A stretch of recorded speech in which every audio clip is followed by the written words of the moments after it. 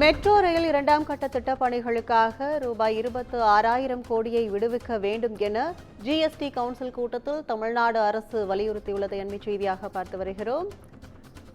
Metro rail இரண்டாம் கட்ட திட்டப் பணிகளுக்கு 26,000 கோடியை விடுவிக்க வேண்டும் என ஜிஎஸ்டி கவுன்சில் கூட்டத்தில் தமிழ்நாடு அரசு சார்பில் வலியுறுத்தப்பட்டிருக்கிறது. கூடுதல் விவரங்களை தலைமை செய்தியாளர் சிவா வழங்க கேட்கலாம். வணக்கம் சிவா, வேறு ஏதேனும் கோரிக்கைகள் தமிழ்நாடு அரசு சார்பில் விடுவிக்கப்பட்டுள்ளதா? கூடுதல் விவரங்கள் என்ன?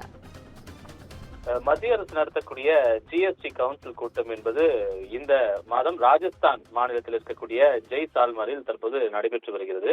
இந்த ஜிஎஸ்டி கவுன்சில் கூட்டத்தில் தமிழக அரசின் சார்பாக பல்வேறு கோரிக்கைகள் எல்லாம் முன்வைக்கப்பட்டிருக்கின்றன. குறிப்பாக இந்த ஜிஎஸ்டி கவுன்சில் கூட்டத்தில் தமிழகத்தின் சார்பாக நிதித்துறை அமைச்சர், அதே போன்று நிதித்துறை செயலாளர் ஆகியோர் பங்கேற்றிருக்கிறார்கள்.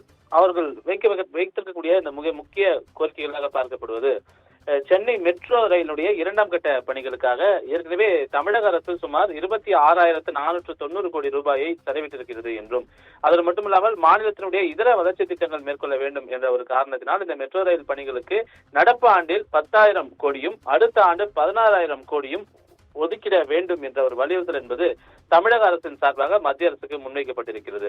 அதோடு மட்டுமல்லாமல் ஆசிரியர்களுக்கான ஊதியம், கல்வி உரிமை சட்டத்தை நடைமுறைப்படுத்துவது உள்ளிட்ட பல்வேறு செயல்பாடுகளை முடக்கக்கூடிய வகையில் இந்த ஒருங்கிணைந்த கல்வி திட்டத்தின் கீழ் தற்போது வரை தமிழகத்திற்கு வழங்கப்படாமல் நிலுவையில் இருக்கக்கூடிய 2,152 கோடி ரூபாயை உடனடியாக விடுவிக்க வேண்டும் என்ற ஒரு வலியுறுத்தல் தமிழக அரசு சார்பாக முன்வைக்கப்பட்டிருக்கிறது. குறிப்பாக 44 லட்சம் மாணவர்கள், 2.2 லட்சம் ஆசிரியர்கள், 21,276 பணியாளர்களுடைய எதிர்காலத்தை கருத்தில் கொண்டு இந்த நிதியை உடனடியாக ஒதுக்க வேண்டும் என்ற ஒரு வலியுறுத்தலும் தமிழக அரசு சார்பாக முன்வைக்கப்பட்டிருக்கிறது. அதோடு மட்டுமல்லாமல் மத்திய நிதிநிலை அறிக்கையில தமிழ்நாட்டில் புதிய ரயில் திட்டங்களுக்கான அனுமதி மற்றும் தேசிய நெடுஞ்சாலை திட்டங்களை அதிகரிக்க வேண்டும் என்ற ஒரு கோரிக்கை ஏற்கனவே தமிழக முதலமைச்சர் வைத்திருக்கிறார். அதனை மீண்டும் இந்த ஜிஎஸ்டி கவுன்சில் கூட்டத்தில் நாங்கள் வலியுறுத்துகிறோம் என்ற ஒரு விவரத்தையும் அதே நிதித்துறை அமைச்சர் தங்கம் தென்னரசு தெரிவித்திருக்கிறார்.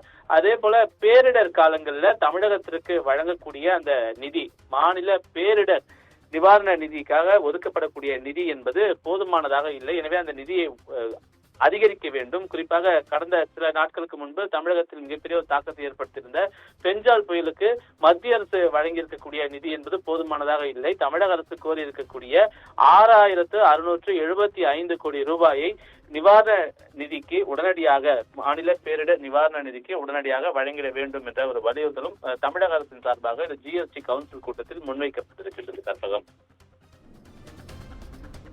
கூடுதல் விவரங்களுக்கு நன்றி சிவா.